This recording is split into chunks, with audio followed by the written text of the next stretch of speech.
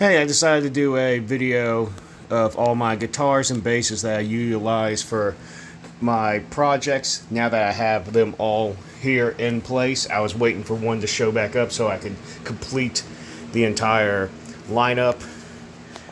But we'll go up and down. I'll tell you where I got them from. I utilize a lot of these for multiple different projects. It's not really worth kind of going over each one for what I use it for. Unless you're really interested in that, just let me know. But here I got a 8-string Ibanez. I can't remember the exact model number of it, but I got it because I've always wanted an 8-string, like I think 4 or 5 years after they came out, and I was like, you know what, I want to go buy one. Got it off eBay. Got a BC Rich Virgin. I think these both are platinum, and with the reverse headstock, I got it off eBay.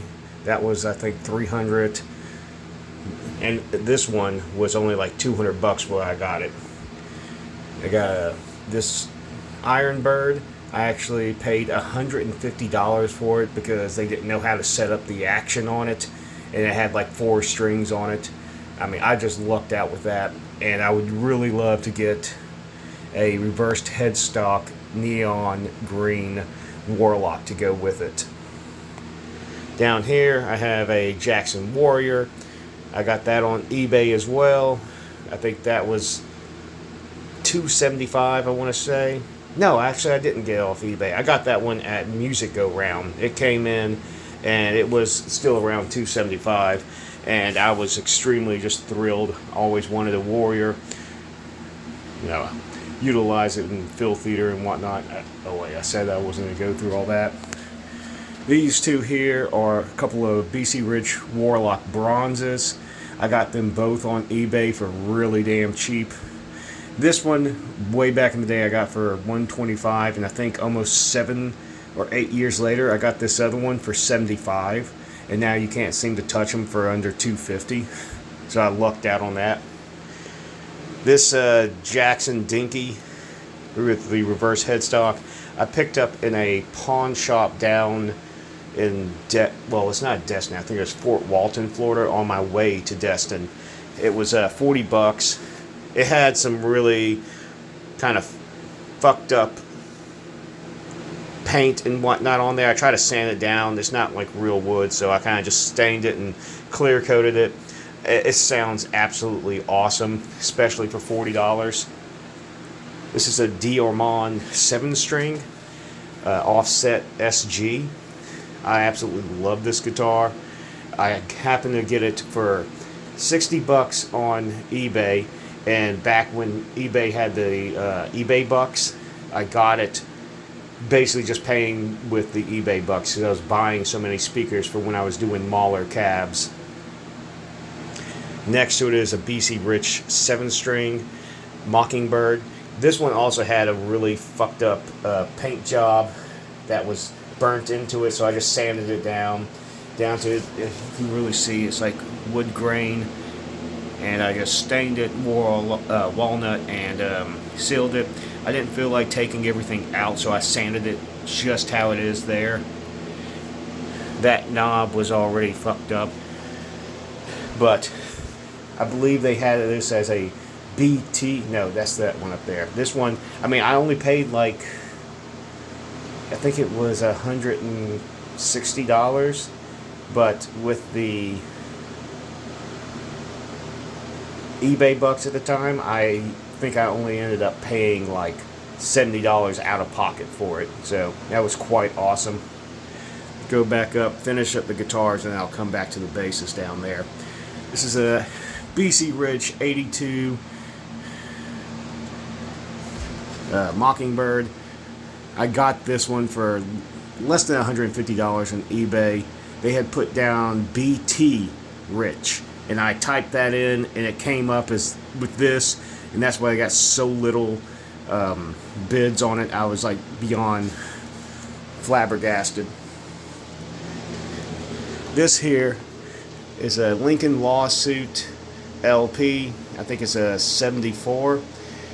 I got that at a pawn shop up in Asheville, North Carolina. I've been working up there, like on and off, going up there for about 4 years, and this guitar had always been there. Finally, I think on that 4th year or 5th year, I know one, I went in there, asked if they would take like $100 for it because they had it listed for 400. They told me no. I said, cool, I'll see you next year. I came back next year and I went, would you take $100 for it? I said, I know it's already been here for 4 years. And he's like, hold up, let me go talk to my manager. They confirmed that it's been there for that long. And they're like, are you going to go sell it on eBay? I said, I like the guitar. It just looks cool. But I'm not paying $400 for it, especially since you've been having it for so many years. But don't you want to get it off the books? They're like, do 125. And I said, good, I have cash. And done deal. This one here, if I can get over this way, this is a Washburn LP2.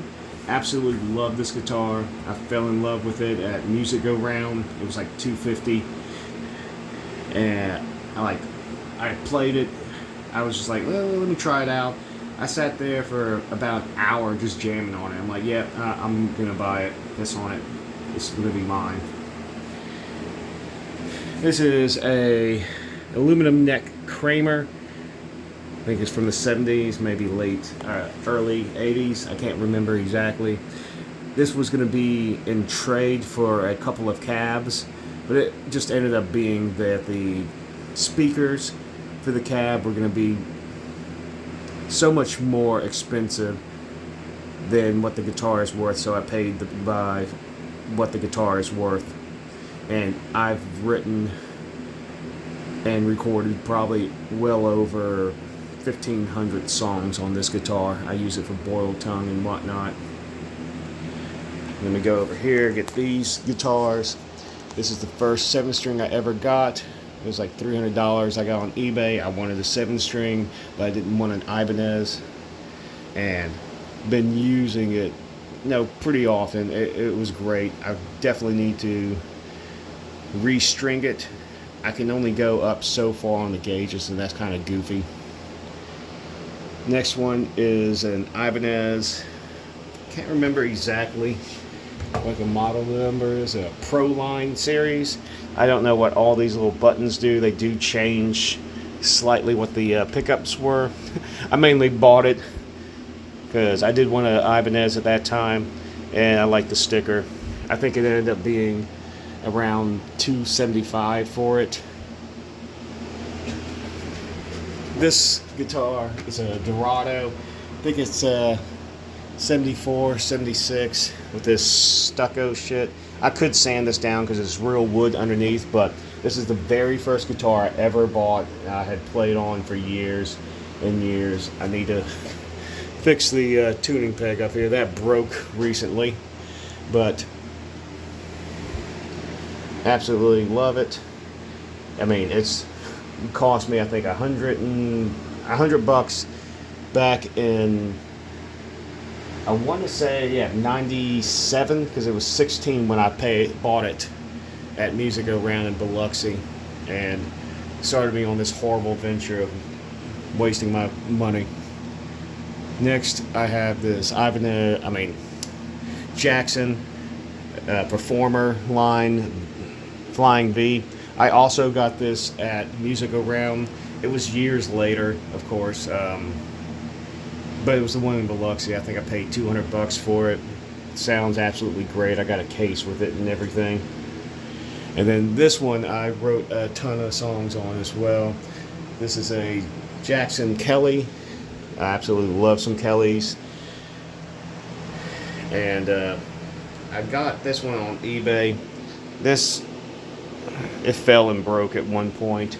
And up here, you can't, I don't know if you see it on the video too much, but right here going up, there is a crack because when it fell, it broke that headstock in half. I had to glass it back in like you would glass the bottom of a boat. And works great now, but I think I paid $150 on it for it on eBay. Now going over here, This is an Epiphone LP Special model. I paid $60 up in Tennessee at a pawn shop. I just wanted something to jam on. It really does sound like complete trash, but I did find a couple of uses for it, and for those uses it sounds awesome and works for me with that. And I use like the really light gauge strings. I got it tuned to E, and yeah, it's fucking, no, actually I think it's tuned to D standard, but whatever. Over here, this is a Dean Flying V. I got this at Music Go Round as well. This was like $300. I got this long before Nile started using them, and whenever they started using them, I was like, hell yeah, that's fucking awesome. At least I'm not the only one that knows that these fucking guitars are fucking fantastic sounding.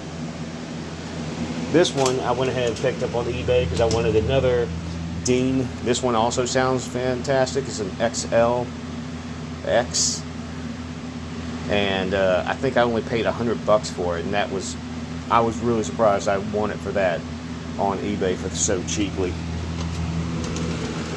And then up here, this one, I'm just gonna throw it down here. I've recently fixed it up. This is a Epiphone reverse hockey stick. I don't even know what the model is. I just love it because it was ugly. I bought this at Music Go Round in D'Iberville, and you know, it was like I think $130. I just love the fucking awful look for it. I do have a project I finally recorded with it that fits for it, and that's, you know, I'm just happy that it works. I still need to replace one of the tuning pegs there, but I wasn't doing any solos on this, so who cares. And then finally, let's go over the basses. This is a Kramer aluminum neck.